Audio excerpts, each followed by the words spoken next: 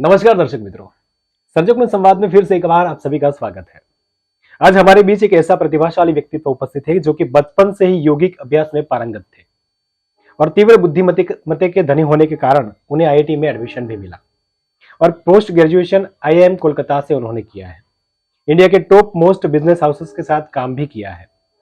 सन्यासी बन के वैदिक ज्ञान, शास्त्रार्थ, योग और कर्मकांड को जानते हुए 25 साल तक भारत भ्रमण किया और स्वामी कृपालु जी महाराज को गुरु मानते हुए ऐसे स्वामी मुकुंदानंद जी महाराज का सर्जकों संवाद में मैं परेश लिंबाचा गुरु जी आपका स्वागत करता हूँ। नमस्ते परेश भाई, बहुत खुशी हुई आपके इस शो में पधार कर। थैंक यू गुरु जी। गुरु जी, मेरा पहला सवाल ये रहेगा कि आप तो आईआईटी के स्टूडेंट भी थे और करोड़ों का कमाने का आपके पास तक भी था, फिर भी आपने साधु जीवन, संन्यास जीवन में आने का क्या गुरु जी सोचा और कैसे आप आए आप?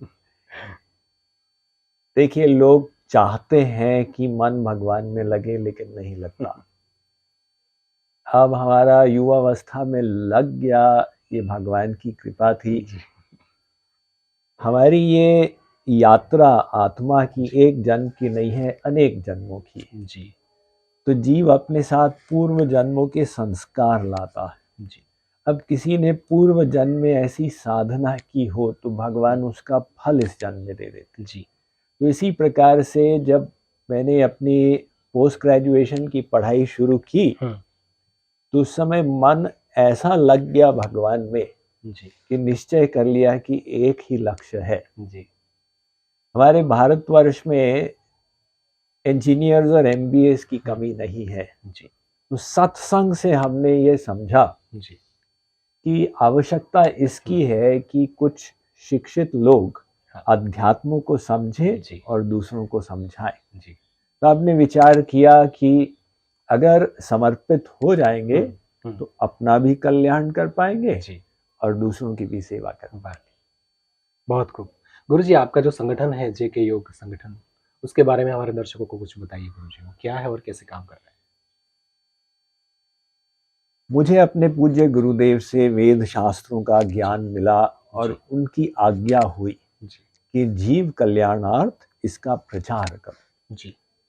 तो वो प्रचार में हम व्यक्ति के शारीरिक, मानसिक, बौद्धिक, आध्यात्मिक स्वास्थ्य हेतु ज्ञान देते हैं, क्रियाएं बताते हैं, उसकी व्यवस्था करते हैं।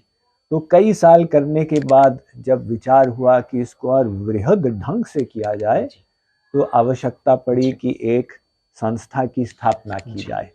तो उसी दृष्टिकोण से जगत गुरु कृपालु जी योग अथवा जेके योग ये संस्था स्थापित की गई, यहाँ भारतवर्ष में एवं अमेरिका में। जी गुरुजी, ये आपने अभी बोला कि जन्म पुनर्जन्म की जो बात बोली है गुरुजी, उसको उस पे हम कैसे पहले तो विश्वास करें?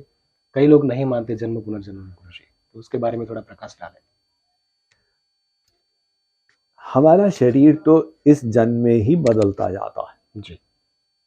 श्री कृष्ण कहते हैं गीता में, देहनोस्मिन् यथा देहे कौमारम यौवनम जरा। भाई देखो, पहले एक बच्चे का शरीर था, फिर युवक का, उसके बाद फिर वृद्ध का। तो जैसे इस जन्म में आत्मा शरीर बदलती जाती है, इसी प्रकार से जिसको हम मृत्यु कहते हैं वो मात्र इतना ही है कि शरीर अब काम करने योग्य नहीं रहा, उचित घर नहीं रहा, तो आत्मा ने उसको त्याग दिया और उसको एक अलग स्थान मिल गया। ये लॉजिक से हम समझ सकते हैं कि इस जन्म में ही हम शरीर बदल रहे हैं। ऐसे ही जब वो मरने पर शरीर बदलते हैं उसको पुनर्जन्म कहते हैं। जी गुरुजी, और एक बात मेरी है कि क्या ईश्वर है? और मेरा उसी में एक सवाल है गुरुजी कि मूर्ति पूजा करने से क्या हमें भगवत प्राप्ति हो सकती है कि क्या? देखिए, भगवत प्राप्ति तो तभी हो सकती है अगर ईश्वर है। तो पहले ये निर्धारित हो कि ईश्वर है कि नहीं। सही। तो इसके कई तर्क हमारे शास्त्रों में आए। एक तर्क न्याय दर्शन ने दिया है कि हम कर्म का विधान देखते हैं संसार में। एक व्यक्ति थोड़ा प्रयास करता है, बहुत लाभ मिल जाता है। एक जीवन भर प्रयास करता है लेकिन फल नहीं मिलता। तो ये अंतर उसके पूर्व कर्मों के कारण हो रहा। जी। अब कर्म तो जड़ है, वो अपने आप फल के रूप में नहीं आएगा। जी। इसीलिए एक आवश्यकता है सर्वज्ञ सत्ता की, जो सबके कर्मों को नोट करे, जी। उसका हिसाब रखे और सही समय पर उसका फल देने की शक्ति रखे। जी। तो ऐसी जो सत्ता है उसको भगवान कहते हैं। जी। जी। वैशेषिक दर्शन में कहा गया कि सृष्टि को संभालने के लिए आधार चाहिए। एक पक्षी अपने मुख में रोटी लेके उड़ता है, यदि वो छोड़ दे मुख से तो रोटी नीचे गिरेगी। जी। ऐसे ही ये जो सृष्टि है ये निराधार तो है नहीं, तो उसका आधार भगवान है। और इसी प्रकार से शंकराचार्य ने ये तर्क दिया कि देखो इतना विचित्र संसार है, ये एक धमाके से नहीं बन सकता है। इसमें हम देखते हैं साइंटिस्ट लोग पाते हैं कि विधान है, लॉज है, तो ये लॉज के पीछे एक लॉ मेकर जरूर होगा। तो ये लोगों ने अपने अपने तर्क प्रमाण दिए हैं ईश्वर की सत्ता के लिए। अब मूर्ति की पूजा की जब बात आती है, वो तो एक पत्थर में हम भगवान की भावना बनाते हैं, और भगवान भावग्राही है, वो हमारे भाव को नोट करते हैं। बिना भाव के वो पत्थर या लकड़ी है, और अगर भाव है तो फिर भगवान तो सर्वव्यापक है, क्या वो मूर्ति में नहीं हो सकते? तो वो भावना के अनुसार जीव की को भगवत प्राप्ति का फल मिला। जी गुरुजी, मन और बुद्धि, मन और बुद्धि क्या है, और सुख दुख जिसमें लोग अभी समता नहीं पा सकते हैं। जैसे सुख मिल गया, कभी कोई छक गया, दुख मिला तो कोई टेंशन में आ गया। जैसे हमारे आज के युवाओं की हम बात करें तो थोड़े भी वो असफल होते हैं तो फिर वो अपने आप को नहीं वो सहमा पाते, फिर कहीं ना कहीं वो कोई गलत रास्ते चुनते हैं या फिर डिस्ट्रॉय करने का ट्राई करते हैं। गुरुजी क्या कहेंगे आप उन लोगों को, और मन बुद्धि क्या है? ये सूक्ष्म यंत्र है। जैसे ये शरीर है स्थूल, ऐसे ही भगवान ने एक सूक्ष्म यंत्र दिया है मन। फैक्ट में वो अंतःकरण कहलाता है। तो अंतःकरण के भाग हैं, एक मन, एक बुद्धि, एक अहंकार। तो मन क्या करता है? वो विचार उत्पन्न करता चला जाता है। बुद्धि निर्णय लेने की शक्ति रखती है, ये लाभदायक है, ये हानिकारक है। और मन कामनाएं बनाता है, राग और द्वेष। तो ये हमारा सूक्ष्म अंतःकरण, उसी के अनुसार हमको सुख दुख की अनुभूति होती है। लोगों को भ्रम ये है कि वस्तुओं के आधिक्य से सुख मिलेगा, उनके अभाव में दुख मिलेगा। लेकिन सबसे धनवान व्यक्ति भी दुखी हो सकता है और निर्धन भी सुखी हो सकता है। तो हमारा मन इतनी शक्ति रखता है कि स्वर्ग में आपको नरक के दुख दिलवा सकता है और नरक में स्वर्गीय सुख दिला सकता है।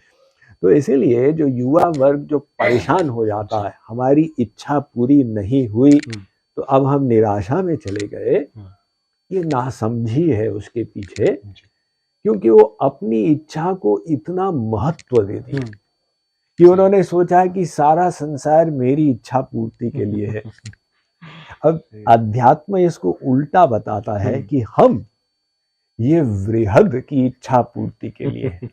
इसलिए हमारी तुच्छ इच्छा यदि पूरी न हो तो भी हम संतुष्ट रहना सीखें। ये संतोष धन जो है ये परम धन है। और जब कोई आध्यात्मिक ज्ञान से युक्त हो जाता है तो उस विपरीत परिस्थिति में वो पाता है कि उन्नति करने का एक स्वर्णिम अवसर मिल गया। इसलिए वो घबराता नहीं है। कहते हैं अगर परिस्थिति कठिन है तो सामना करने में भीतर से हमारा विकास होगा, हमारा अंतःकरण और शुद्ध होगा। गुरुजी, समय का अभाव है, मेरा ये लास्ट सवाल है आपसे कि सन्यास क्या है गुरुजी? इसके बाद अपन पूरा करेंगे। देखिए, न्यास का मतलब त्यागना, संन्यास का मतलब सम्यक न्यास। तो अगर किसी ने सब कुछ त्याग दिया जी वो सन्यासी कहलाता है। जी इसमें दो भाग हैं प्रमुख रूप से। एक ज्ञानी लोग शंकराचार्य की संप्रदाय के वे एक दंडी संन्यास लेते हैं। जी इसका मतलब कि अब उन्होंने संकल्प ले लिया कि हम ब्रह्म स्थिति में स्थित रहने का प्रयास करेंगे जी और संसार तो मिथ्या है, तो हम न उसमें सुख मानेंगे न उसको अपना मानेंगे, हमने सब कुछ छोड़ दिया। जी और जो वैष्णव लोग हैं वो भी संन्यास लेते हैं, वो त्रिदंडी संन्यास लेते हैं। जी त्रिदंडी संन्यास का मतलब वे संसार को मिथ्या नहीं मानते, जी उसको नश्वर मानते हैं, भगवान की शक्ति मानते हैं। इसलिए वो कहते हैं कि इसका उपयोग करना है भगवान की सेवा में। जी अब क्या हम मंदिर को मिथ्या मान लें? तो इसी संसार को भगवान की सेवा में लगाना है। तो वैष्णव सन्यासी कहता है कि आज से मैं अपना शरीर, अपना मन और अपना वचन इसका उपयोग मात्र भगवान की सेवा में करूंगा, अपने सुख अपने भोग के लिए नहीं। तो वो जब कोई व्यक्ति ऐसा संकल्प ले लेता है और उसके अनुसार चलता है उसको संन्यास कहते हैं। जी गुरुजी, बहुत सारे सवाल वैसे तो है, मैंने पहले ही बोला कि समय का आपके पास ही अभाव है, इसलिए हम यहाँ पे पूरा करते हैं।